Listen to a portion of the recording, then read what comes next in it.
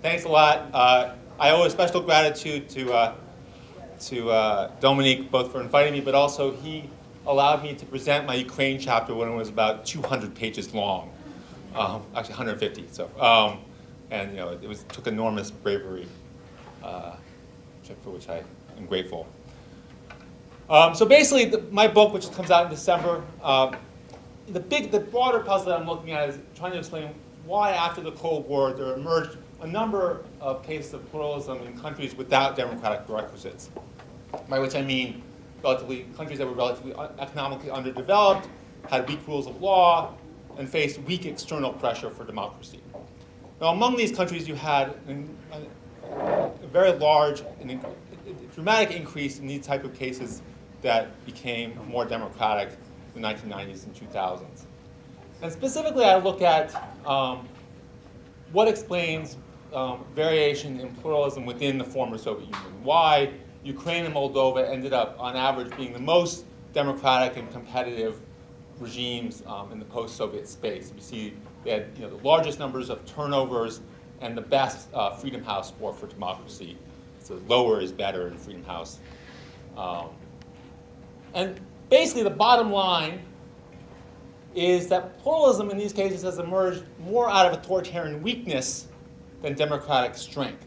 In other words, it was not a function of a particularly strong civil society, democratic leadership, or well-designed institutions, but more the product of underdeveloped ruling parties, dysfunctional states, and divided societies. So that's what I call this pluralism by default. Now, there have, of course, been many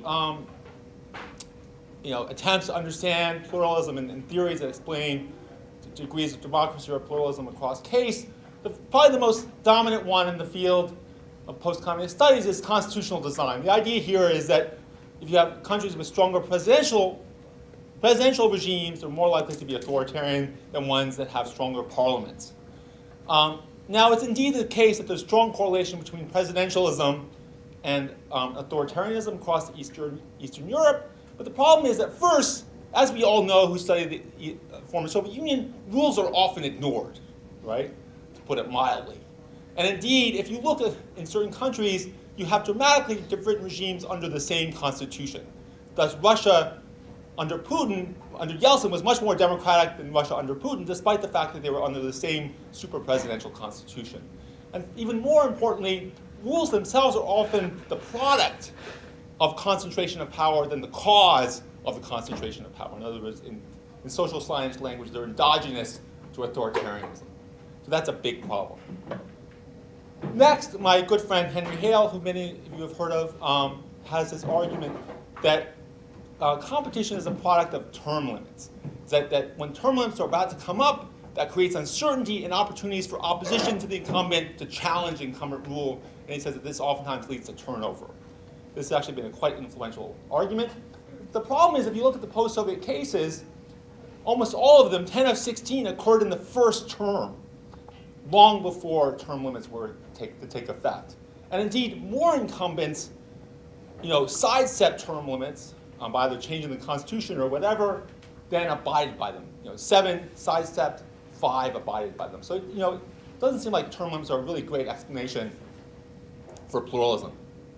Next is civil society. Now, especially in Ukrainian studies, it's oftentimes argued that mobilization, the Orange Revolution, was a product of a strong Ukrainian civil society. Now, it's true, I think, that civil society groups in Ukraine have been important in coordinating protests, in sort of setting up the stage and making sure that people are fed and whatnot. These are very important activities. But there's very little evidence that civil society groups actually brought people to the streets. So surveys of the Euromaidan, by a couple different surveys, including Olga Anuk's survey, as well as by Democratic Initiatives Foundation, found that 90% of people who showed up just came there spontaneously. They weren't organized by any civil society, right? So there's really very little evidence that civil society organization can take credit for actually bringing hundreds of thousands of people onto the streets. I actually argue that there is sort of a kind of police function of coordinating and directing protests and actually bring them to the streets. Another argument, which is popular in the field, is that greater democracy in Ukraine is a product of different traditions. People talk about Cossack democracy in Ukraine versus collectivist mentality in Belarus. I think there's it's really hard to completely falsify this argument because it's very hard to sort of grab a hold of and identify sort of how you would disprove this. But there's actually little evidence that Belarusians as a whole are any less democratic than Moldovans or Ukrainians. So it's hard to understand why, how this explains greater authoritarianism in Belarus. Furthermore, actually, which surprisingly, studies of Ukrainian protesters have not found that protesters in the Orange Revolution were especially democratic compared to other populations. Indeed, Mark Beisinger, in a famous article, shows that according to a couple of surveys, more protesters opposed multi-party democracy than supported it during the Orange Revolution. Finally, we might think that sort of levels of democracy is simply the fact that you had more democratic leaders in the country. And I think that's probably true in some cases. The greater pluralism is a function of the fact that in certain cases you had more tolerant leaders who came to power. Now that becomes less plausible to explain greater democracy because these countries had a lot of leaders. And to belie this argument, you have to believe that all 8 leaders of Moldova and Ukraine since the early 1990s just happened to be more democratic than in Belarus or in Russia. And these leaders include people like Yanukovych and the communists in Moldova, who hardly are known as particularly democratic. So I don't find that very plausible.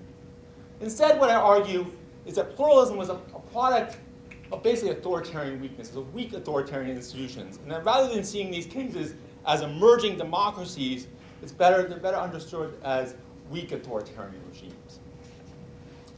Now, basically, the argument here is that authoritarians are too weak, basically, to suppress opposition and steal elections. The state is too dysfunctional to carry out basic authoritarian activity. Now, to understand this intuitively, it helps us to return 20 years ago, long before the DDU seminar was going to take place, the first turnover in Ukraine in 1994. Now, what's interesting is that about this turnover, as many of you recall, there was major strikes in 1993. Kravchuk agreed to early presidential elections, but it turns out that he didn't like it. He changed his mind. And he writes in his memoirs, which I love that he wrote it in his memoirs, that he wanted to shut down parliament and delay presidential elections. But then, so he announces he actually has a date when he's going to announce it to everybody that he's going to shut down parliament, January 11, 1994. He goes, but then he meets with his security and military personnel, and they say, not going to happen. They say, basically, in part because the police and security had not been paid in months, and they really worried whether they would be, would have the capacity and cohesion to do something as dramatic as shut down parliament. So as a result, Kravchuk was forced to change his mind. The election went ahead, and you had turnover. So in other words, Ukraine's first electoral turnover was not the product of democratic leadership or strong institutions, but more of a dysfunctional state. And overall, in general, I argue that pluralism by default was a product of 3 different factors: an underdeveloped ruling party, a weak authoritarian state, and a divided national identity. I'm going to talk about what these are in turn. First, ruling party refers to the degree to which the ruling coalition is organized in a single, well-organized political party. So by weak party, I mean where there's either no party or the ruling party is one among an equal coalition, as in Yushchenko in 2004. It was more of a kind of equal coalition of parties rather than a single ruling party. And basically what I argue that when you don't have a ruling party, this basically facilitates elite defection. It means that your former allies have an easier time going into opposition, which in turn greatly increases the likelihood of strong competition and turnover. The next factor is the authoritarian state. Now, when I talk about the state, we typically think of the state as something good, which creates public goods, health and welfare, none of that, right? Here we're talking about basically the willingness and the capacity of the state to engage in repression and to distribute resources to keep the incumbent in power. And there are two dimensions that I look at: coercive control and economic control. Coercive control refers to the coercive capacity, the degree to which the leader is able to control the police. And in case of weak capacity, this is indicated by significant wage arrears, open insubordination of a lower level of officials, such as unwillingness of local governments to send up tax revenue and the like. And I argue that this basically, so in the next dimension is economic control. Basically refers to the degree to which the central state has control over the economy. A weak economic control is where there's no control. A strong is where there's basically a command of the economy. And both of these, a weak authoritarian state basically make it harder for the incumbent to steal elections, to put down opposition, and to buy off opposition. The final dimension is national identity. And a divided national identity exists in those cases where there are relatively equal and politically salient divisions along regional, cultural, ethnic, or other lines. And the important thing is that these divisions have to be relatively equal. In other words, each side is large enough that it can plausibly gain power. Right? This is not like gain national power. This is not like the Christians in Egypt. Whereas an undivided identity is where the group is so large, 70, 80%, where only one side can plausibly gain national power. And basically, my argument here with national identity is that this, that as many have argued, when you frame protests in terms of national identity, it raises the stakes. People think it's not just about increasing their budgetary allocation, but it's about defending their way of life. And indeed, many have argued that, Mark Beisinger has argued that nationalism basically was the main factor that promoted and stimulated protests in the collapse of the Soviet Union. So it basically makes it easier for opposition to mobilize protest. So to summarize, I argue that undeveloped ruling party facilitates defection and therefore allows the opposition to be stronger than it would have been otherwise. A weak authoritarian state makes it harder to steal elections and suppress opposition. And a divided national identity heightens the ability of opposition to mobilize in the face of even strong repression. Okay. So basically this book looks at three cases, and I examine two puzzles. First, why was Moldova and Ukraine more democratic than Belarus? And second, what explains the various changes over time in the degree of pluralism in each of these cases? Because you do have rather important changes over time. And basically the argument is that national divisions explains, the existence of national divisions explains why you have more democracy in Moldova and Ukraine than in Belarus, whereas changes over time are a product of changes in party and state capacity. First, I argue that Moldova and Ukraine have been so dynamic and competitive in part because you have highly divided societies between Russophiles who see, in Ukraine, between Russophiles who see Ukraine as part of the sort of Russian civilizational space, and Ukrainophiles who focus more on Ukrainian culture and see Ukraine as part of Europe, in a sense. You have similar division in Moldova between Russophiles and Europeanists or Romanianists. And basically what this division did is two things. First, it facilitated very powerful early nationalist mobilization in the late 80s and early 1990s, which led to the split of the ruling Communist Party in these republics, and also to weakening of the authoritarian state. On a long-term basis, these divided identity basically became the basis for powerful and enduring political competition between basically parties that really separated parties between Russophile parties and more Romanianist or Ukrainophile parties. And this made it, in turn, facilitated turnover. And indeed, all four turnovers in Ukraine and all three in Moldova were basically from one identity to another. In each case, it's not within the identity, it was between one identity and the other, which I think provides some evidence of the importance of this divide. Because when you had a Russophile in power, the next person to come to power was a Ukrainophile and vice versa. And furthermore, identity has been shown to be very important in terms of explaining popular mobilization in Ukraine, especially in 2004 and 2013. A number of different studies by Mark Beisinger and others have shown that speaking Ukrainian language, whether or not you're from Western or Eastern Ukraine, strongly predicts your participation in protest. So I think that there's been a very strong regional element to each of the both the Orange Revolution and Euromaidan. And I can talk about that more in Q&A. I think the regional element is absolutely central to understanding why Yanukovych fell.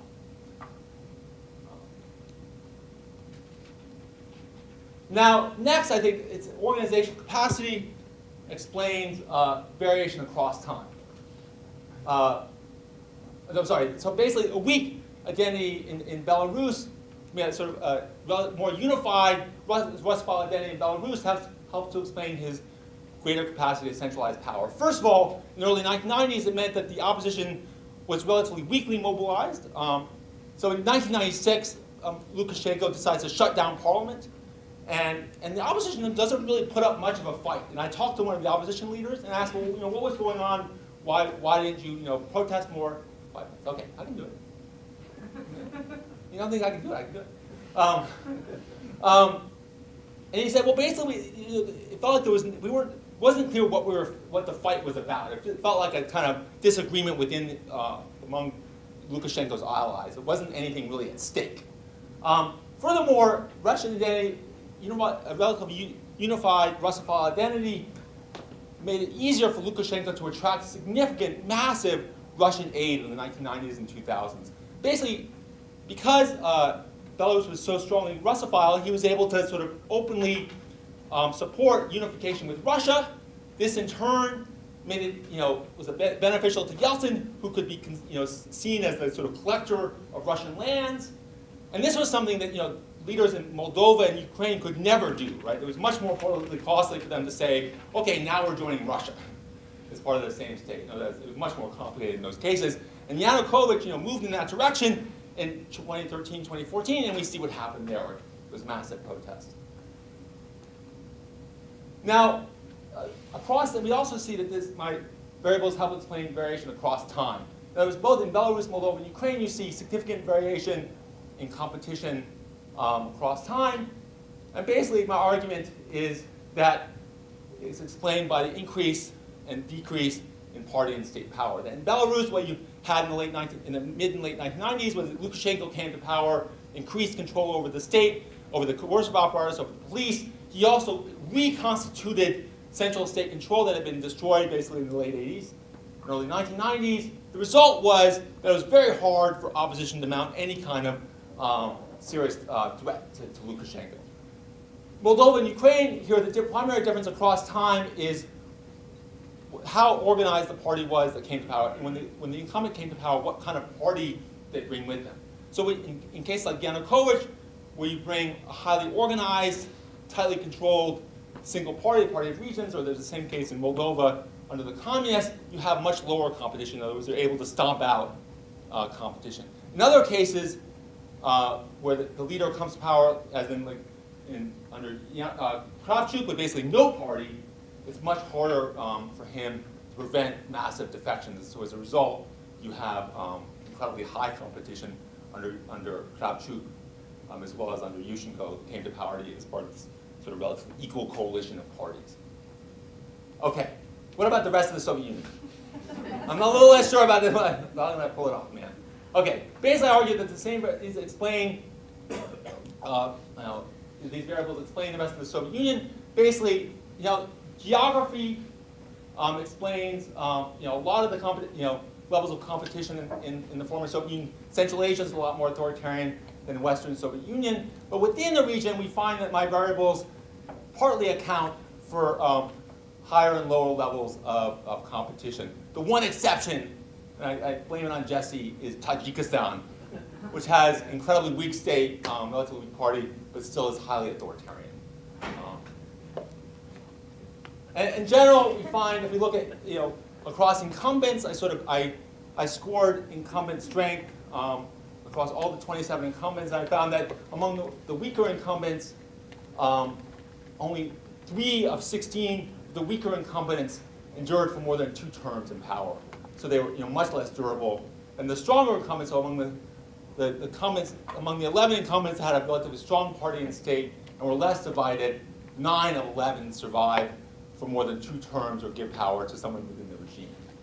So I think there's strong evidence across the incumbents within the former Soviet Union. Finally, I think if you look at variation across time, in the Soviet Union as a whole, now it's interesting. So if you Now, if sort of the strength of democratic institutions were the primary factor driving pluralism in the former Soviet Union, you would think that democracy should increase over time, right? The idea here is that once civil society is no longer being under the pressure of the totalitarian state, it has an opportunity to develop, and sort of over time, civil society and other democratic institutions have more of an opportunity to develop and strengthen. You should see greater democracy over time.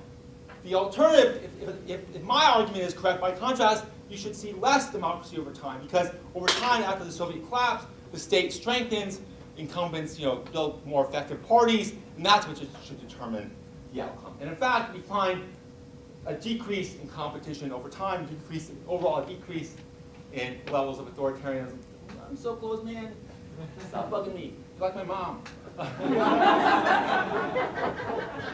Leave me alone. Okay. And indeed, if you look at specific cases, particularly Azerbaijan, Russia, the strengthening of the state, the fact that they no longer face fiscal crisis, they were able to pay local officials, makes it much easier for them to sort of carry out basic state functions, but also to do things like steal elections and suppress opposition. It's much easier to suppress opposition if you've actually paid your police. That's one major surprising conclusion of my book.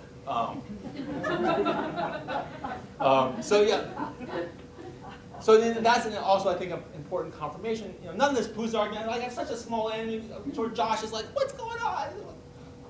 But what can I do, man? I'm a softie. Okay. Talk to my wife. Okay.